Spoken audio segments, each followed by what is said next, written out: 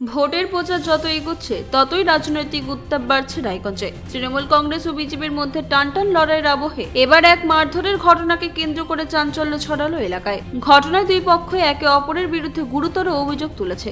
অভিযোগ, শনিবার রাতে রাজেশ সরকার নামে এক বিজেপি কর্মী তার বাড়িতে আসা অতিথিদের রায়গঞ্জের উদয়পুর স্কুল মোড়ে পৌঁছে দিতে গিয়েছিলেন। সেখান থেকে ফেরার পথে তাকে একা পেয়ে স্থানীয় গ্রাম পঞ্চায়েত সদস্য বাবাই নন্দী ও তার অনুগামীরা মারধর করেন বলে অভিযোগ। গুরুতর আহত অবস্থায় রবিবার তাকে হাসপাতালে ভর্তি করা হয়। আহতের মা রীতা সরকার দাবি করেন, রাজনৈতিক কারণেই পূর্ব পরিকল্পিতভাবে তার ছেলেকে আক্রমণ করা হয়েছে। তিনি আরও অভিযোগ করেন, ঘটনার পর বাবাই নন্দী থানায় গিয়ে মিথ্যে অভিযোগ দায়ের করেন এবং পুলিশ তাদের বাড়িতে গিয়ে হয়রানি করে। এই ঘটনার নিরপেক্ষ তদন্তের দাবি জানিয়েছেন তিনি। অন্যদিকে তৃণমূলের পক্ষ থেকে বাবাই নন্দী সমস্ত অভিযোগ অস্বীকার করেছেন। তার দাবি, উল্টে রাজেশ সরকারই পূর্বে তাকে সোশ্যাল মিডিয়ায় হুমকি দিয়েছিলেন এবং এলাকায় অশান্তি তৈরির চেষ্টা করেছিলেন। বাবাই নন্দীর অভিযোগ, শনিবার রাতে তিনি ও তার স্ত্রী বাইকে করে বাড়ি ফেরার সময় রাজেশ মদ্যপ অবস্থায় তাদের পথ আটকে তাদের গালিগালাজ করেন, এমনকি তার বাড়িতে ঢুকে পড়ার চেষ্টা করেন এবং পরিবারের সদস্যদেরও ভয় দেখান বলে দাবি করেন তিনি। ঘটনাকে ঘিরে এলাকায় যথেষ্ট উত্তেজনা ছড়িয়েছে। নির্বাচনকে কেন্দ্র করে এমন ঘটনায় সাধারণ মানুষদের মধ্যে আতঙ্ক ছড়িয়েছে। পুলিশ সূত্রে জানা গিয়েছে, অভিযোগের ভিত্তিতে ঘটনার তদন্ত শুরু হয়েছে এবং প্রকৃত সত্য উদ্ঘাটনের চেষ্টা চলছে। আপনার নাম? রীতা সরকার। কোথায় বাড়ি আপনার? উদয়পুরে।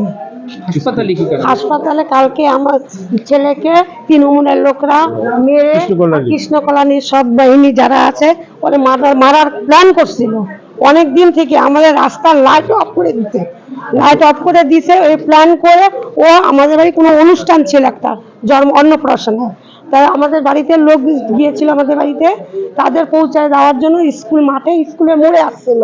তাকে একা পায়ে ওকে খুব মারধর করছে, মাথা টাথা এখানে কি লাগছে, এখানে বিষের করছে।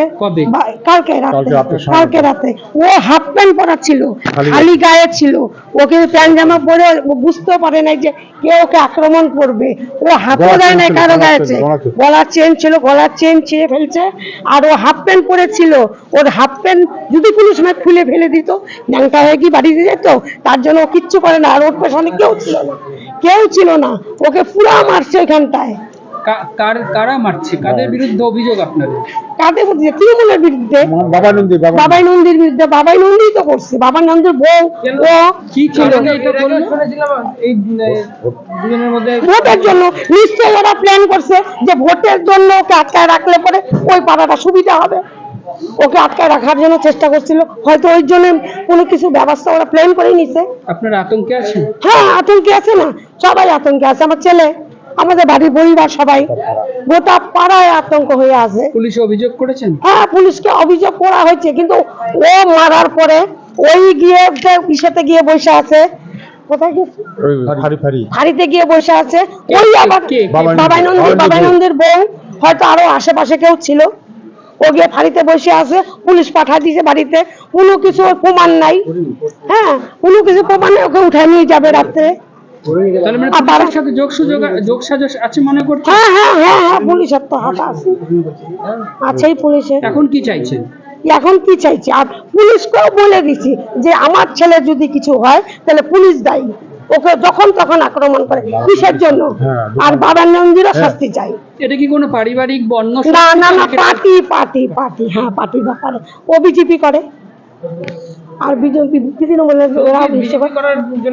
বিজেপি করার জন্য, ওরা অন্য কোনো কারণ নাই। না, হয় নাই তো, কিন্তু কি বলতো, ওকে দমন করার জন্য। আগেও আমাদের স্কুল মোড়ে দোকান ছিল, ওই দোকানটাও ভাঙছে ওরা সব, মানে তৃণমূলের সব ছেলে পেলে মিলে দোকানটাকে ভাঙে শেষ করছে। ওর বাবা করে খেত, বয়স হয়ে গেছে, ওই দোকানে বসে থাকতো, ওই দোকানটাকে ভাঙিয়ে শেষ করে ফেলছে।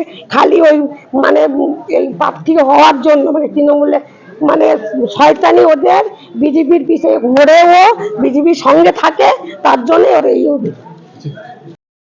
দাদা, আপনি উদয়পুর গ্রাম পঞ্চায়েত সদস্য, আপনার বিরুদ্ধে অভিযোগ গতকাল রাতে বিজেপি এক কর্মীকে আপনি চরমভাবে মারধর করেছেন এবং তিনি হাসপাতালেও ভর্তি হয়েছেন, কি বলবেন এই বিষয়ে? না, যেটা আপনি বলছেন যে বিজেপির এক কর্মী কাল রাতে তাকে আমি মেরেছি, সে হাসপাতালে ভর্তি, এটা টোটালটাই নাটকীয়। মেন বিষয়টা হচ্ছে, গতকাল আমি আমার স্ত্রীকে নিয়ে আমি গাড়ি করে যখন চণ্ডীতলা আমাদের পার্টি অফিস থেকে আমি বাড়ির উদ্দেশ্যে আসি, তখন আমাকে উদয়পুর গার্লস স্কুল মোড়ে সে মদ্যপ অবস্থায় গামছা গায়ে হাফ প্যান্ট পরা আমার গাড়ির সামনে সে দাঁড়িয়ে যায়। দাঁড়ানোর পরে সে যখন আমি হরেন দিই গাড়ির, সে আমার গাড়ির দরজার সামনে তেড়ে আসে। আসার পর যখন আমি গাড়ি থেকে নামতে যাই, তখন সে আমাকে বলে বেহায়া। আমি কি বেহায়া? আমাকে বেহায়া বলা হয়েছে। তখন আমি জানতে পারি সে একটা পোস্ট করেছিল, আমি একটা পোস্ট করেছিলাম আমার ফেসবুকে। সেই ফেসবুকে গিয়েও আমাকে উদয়পুর ছেড়ে চলে যা বাবাই নন্দী এই কথাটা লিখেছিল। সেটার পরিপ্রেক্ষিতে আমার মোবাইলে সুইচ অফ হয়ে যাওয়াতে আমার মিসেস সেখানে কমেন্ট করেছিল যে উদয়পুরটা কি কারো বাপের যে উদয়পুর ছেড়ে যাবে। সেটা নিয়ে ওই উদ্দেশ্যে আমার গাড়ির সামনে পথ আটকে আমার উপরে চড়াও হয়। আমি গাড়ির থেকে নামার পরে আমাকে দেখাচ্ছি যে আমাকে এখানে বুকে এখানটায় আমাকে হিট করে ব্লাড জমে আছে। তখন আমি নিজেকে সেভ করতে গিয়ে ওকেও আমি ধাক্কা দিই। তখন আমার মিসেস স্পটে গাড়ির থেকে নেমে যখন যায়, তখন আমার মিসেসকে ধাক্কা মারে, এমনকি ধাক্কা মেরে মানে ফেলে দেওয়ার মতো পরিক্রমা। তখন যখন পড়েনি, তখন রিপিট গিয়ে তাকে তার জামা মধ্যে ধরে টান মারে, সেটা ছিঁড়ে যায়। সেই তৎক্ষণাৎ আমি সেখান থেকে আইন হাতে না তুলে আমি আমার স্ত্রীকে সেই স্পট থেকে আমি কর্ণজোড়া ফাঁড়িতে গিয়ে দ্বারস্থ হই। রায়গঞ্জ থেকে রামকৃষ্ণ দাসের রিপোর্ট, কুলিক নিউজ।